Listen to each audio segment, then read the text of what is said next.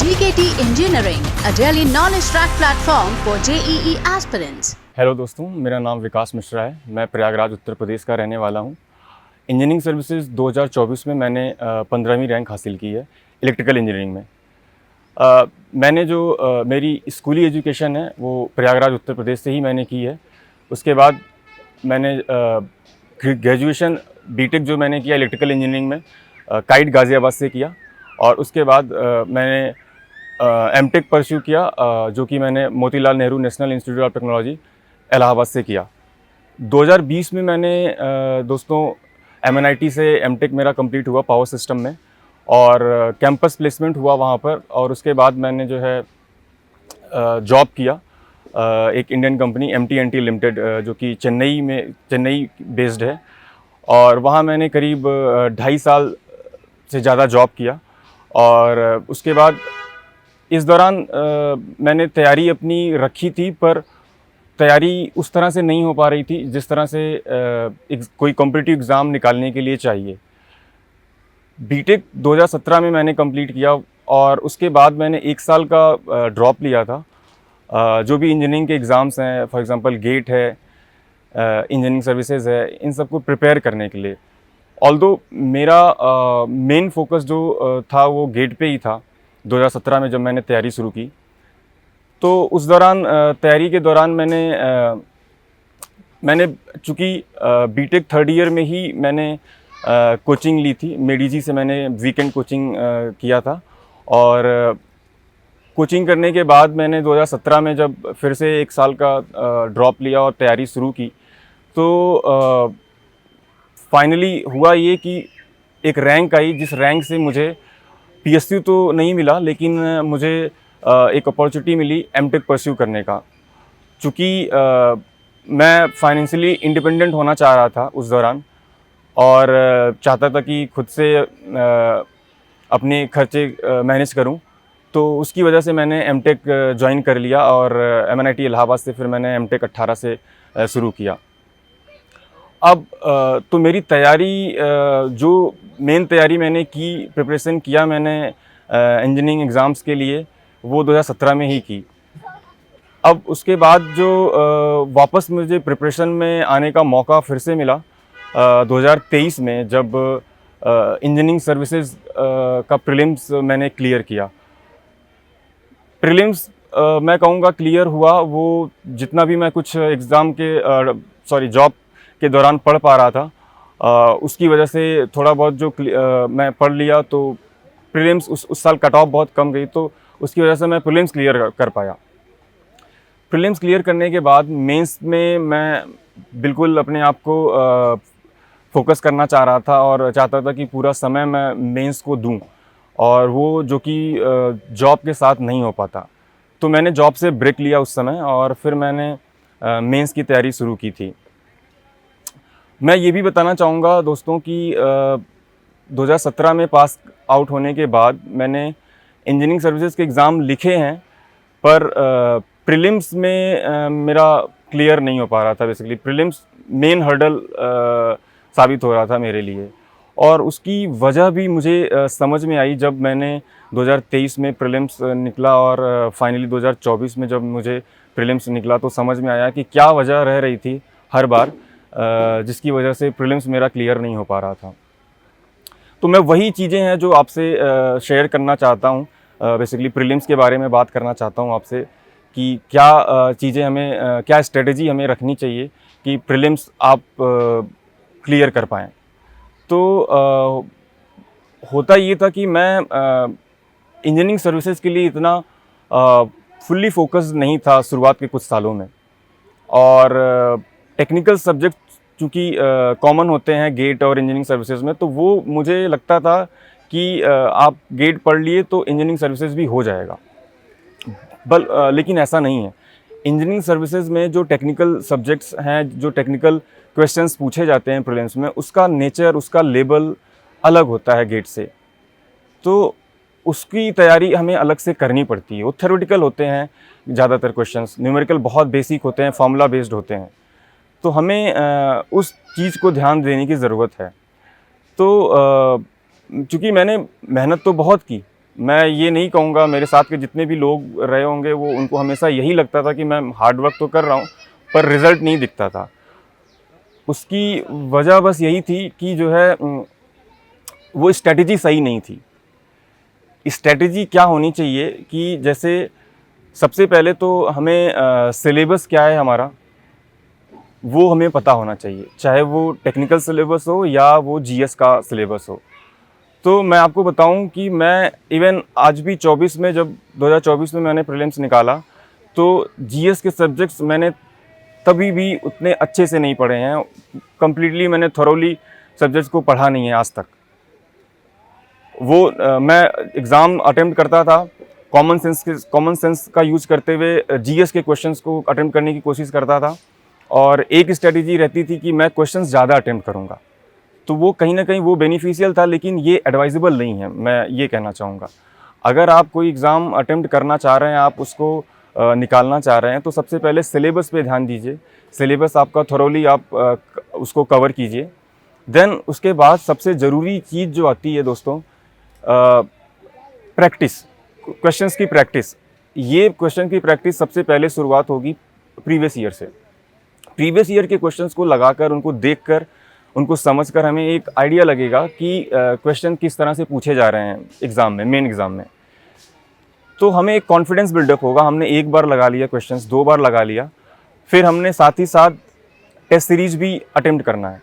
जो test series online हो या ऑफलाइन हो, अच्छा तो होगा अगर हम ऑफलाइन दे पाएँ, लेकिन ऑनलाइन भी अगर आप सक्षम नहीं हैं ऑफलाइन देने के लिए, तो ऑनलाइन भी टेस्ट सीरीज आप अटेम्प्ट कर सकते हैं। तो ये टेस्ट सीरीज के क्वेश्चंस को आपको एनालाइज भी करना है। आपने अटेम्प्ट कर लिया टेस्ट सीरीज, लेकिन जो क्वेश्चंस रह गए, जो क्वेश्चंस नहीं आ रहे हैं, तो उन क्वेश्चंस को आपको एनालाइज भी करना है, सो दैट कि आप एक कॉन्सेप्ट बिल्ड कर पाएँ अपना। और मेरा मानना है कि जैसा कि मैंने कई बार दिया है, मैं एक तरह से रिपीटर कहलाऊँगा। तो रिपीटर्स के लिए सबसे बेस्ट स्ट्रेटजी यही होगी कि वो जितना ज़्यादा से ज़्यादा क्वेश्चंस अटेम्प्ट करें, क्वेश्चंस की प्रैक्टिस करें, उतना अच्छा होगा उनके लिए मेन एग्ज़ाम में अच्छा करने में।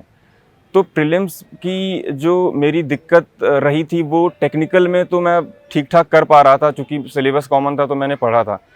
लेकिन जीएस मैंने कभी नहीं पढ़ा। जीएस के जो 10 सब्जेक्ट्स थे, उसमें से कुछ कॉमन सब्जेक्ट थे, जैसे एप्टीट्यूड है, मैथ्स है, तो वो सब्जेक्ट्स तो मैं कर पा रहा था, लेकिन बाकी सब्जेक्ट्स जो हैं, मटेरियल मैनेजमेंट है, ये भी कर पा रहा था। लेकिन जो कुछ हट के सब्जेक्ट्स थे, project management, quality and standards, ethics, engineering, drawing, तो ये सब्जेक्ट्स मैंने पढ़े ही नहीं थे। तो मुझे लगता था कि मैं कॉमन सेंस से कर पाऊँगा, क्योंकि मैंने शुरुआत के कुछ अटेम्प्ट्स में वही कोशिश किया था, और उसी चीज़ को मैंने बाद में भी कंटिन्यू किया, जो कि एक बहुत बड़ी गलती थी मेरी। हमें चाहिए कि जो भी हमारा सिलेबस है जीएस का, वो थोरोली एक बार हम उसको रिवाइज़ कर लें, पढ़ लें अच्छे से। फिर उसके बाद ज़्यादा से ज़्यादा हमें क्वेश्चंस की प्रैक्टिस करनी है। वो क्वेश्चंस पीवाईक्यू के हो सकते हैं, वो क्वेश्चंस आपके टेस्ट सीरीज़ के हो सकते हैं।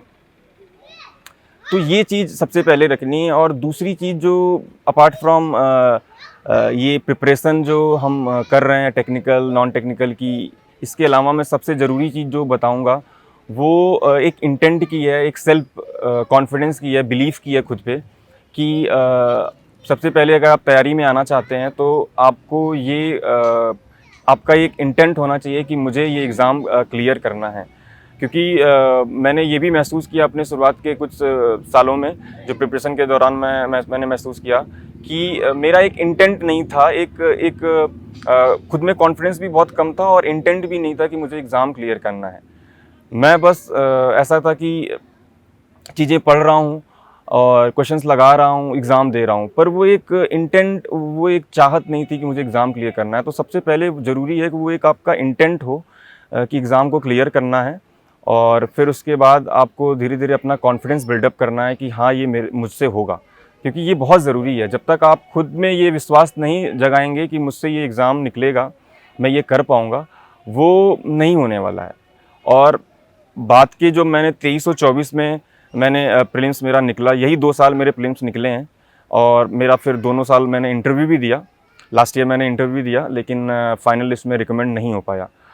तो मैंने यही पाया कि मैंने जब जॉब छोड़ के तैयारी की तो एक इंटेंट था कि मुझे करना है और कुछ भी करके ये निकालना है। तो वो मुझे काफ़ी मदद किया। और एक चीज़ और है दोस्तों कि जैसे हमें लगता है कि हम जैसे ही प्रिपरेशन स्टार्ट करते हैं और उसी साल हमारा कुछ ना कुछ हो जाना चाहिए, उसी साल एग्ज़ाम निकल जाना चाहिए, पर ऐसा होता नहीं है। प्रिपरेशन गवर्नमेंट एग्ज़ाम की जो प्रिपरेशन है एक बहुत ही लेंदी प्रोसेस है, बहुत पेशेंस रखना पड़ता है हमें।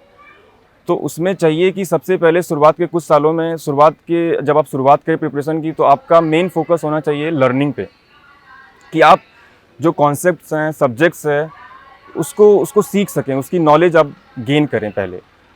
आप अगर बहुत ज़्यादा अपने आप को इस बात पे स्ट्रेस करेंगे कि आपको इसी साल एग्ज़ाम निकालना है, नहीं तो आप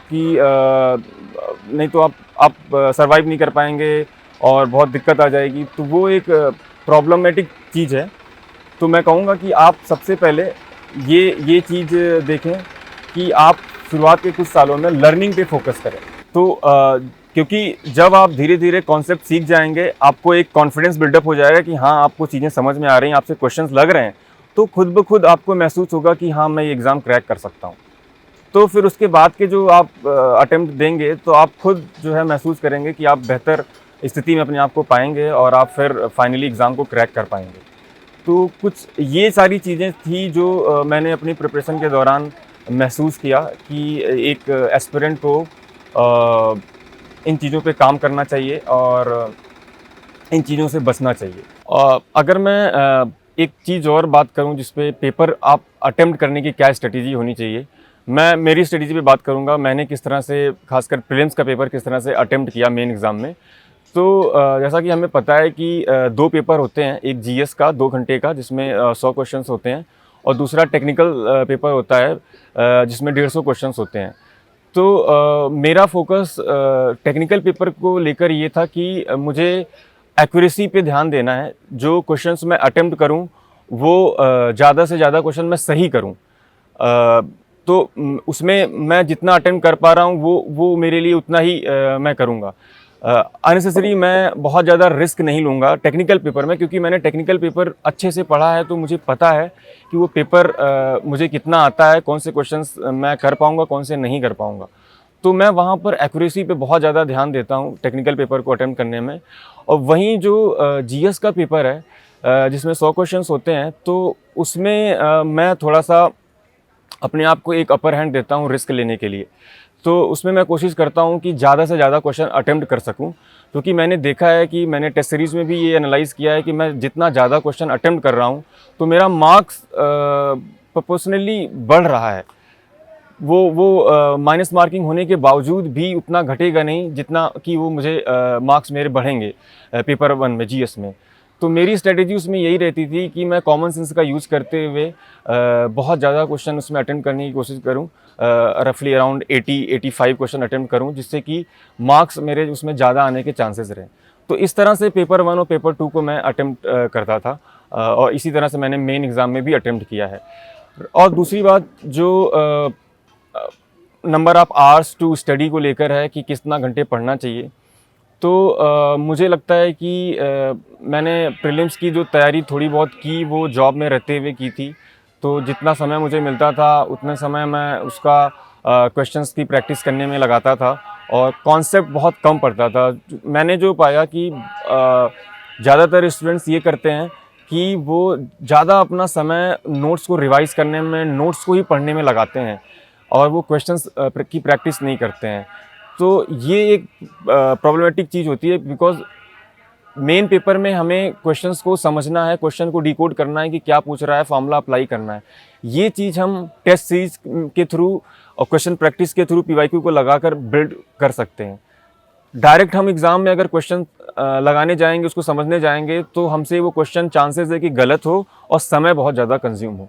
तो इसलिए एडवाइजेबल है कि हम बहुत ज़्यादा से ज़्यादा क्वेश्चंस की प्रैक्टिस करें और जहाँ हम क्वेश्चंस में फंस रहे हों, केवल उन्हीं चीज़ों को, उन्हीं के कॉन्सेप्ट्स को नोट्स से अपने रिवाइज़ करें। और बेसिक चीज़ें कुछ हैं, जैसे कि आपको अपनी जो स्टडी है उसको एक स्ट्रीमलाइन करने के लिए, स्टेटाइज करने के लिए एक गाइडेंस की भी ज़रूरत पड़ती है, जो कि मैंने देखा है। मुझे ये जो पूरी मेरी जर्नी रही है प्रिपरेशन की, मैं मेहनत तो कर रहा था पर रिज़ल्ट नहीं आ रहा था। उसकी बस एक वजह यही थी कि मैं सही दिशा में नहीं था, राइट स्ट्रेटजी नहीं थी। वो मुझे सही स्ट्रेटजी जब मैंने लोगों से बात की, जो मेरे कलीग्स थे, मेरे दोस्त थे जो प्रिपरेशन में थे, जिन्होंने एग्ज़ाम निकाला, चाहे वो इंजीनियरिंग सर्विसेज का हो या कोई और एग्ज़ाम हो, तो उनसे बात करके मुझे पता चला कि हाँ, ये एक तरीका है जिसके थ्रू हम अपनी तैयारी को और अच्छा कर सकते हैं, और उसने मुझे मदद की। तो आप ज़रूर कोई ऐसा अपना मेंटर देखें, बात करें जिसने एग्ज़ाम निकाला हो, जो आपको गाइड कर पाए कि किस तरह से एग्ज़ाम की तैयारी करनी है। तो ये सारी चीज़ें मैं प्रीलिम्स के लिए कहना चाहूँगा। Thank you so much for providing me this opportunity to DKT channel, and I'm very glad to be here. Thank you so much.